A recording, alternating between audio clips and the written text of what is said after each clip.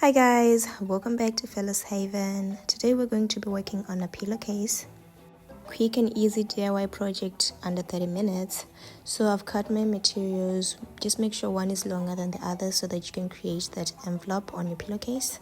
For the dimensions, you can measure your pillow and add 1 inch seam allowance for both sides. And for my materials, I cut one longer and one shorter. So for the longer part, maybe you might want to add about 3 inches more than the shorter part. And here I'm just going to hem my 2 pieces, both of them. The top part, just do a straight stitch to hem your pattern pieces. After hemming your pattern pieces, they should look something like this.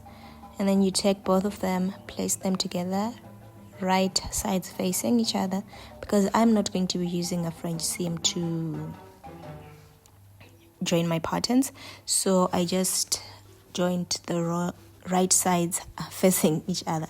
After doing that, you want to fold the overlapping piece on top of the shorter one, and then you're going to sew right round. You're going to sew right round using a straight stitch and a matching thread, of course. After sewing, you're going to press your pillowcase, and this is how it should look from the outside after you've turned it. And now for me to finish off those raw edges from inside, I'm just going to top stitch my pillowcase 1 centimeter away from the edge, right round. Because as you can see, I have the raw edges, so when I top stitch from the outside, that is going to envelop the raw edges like this.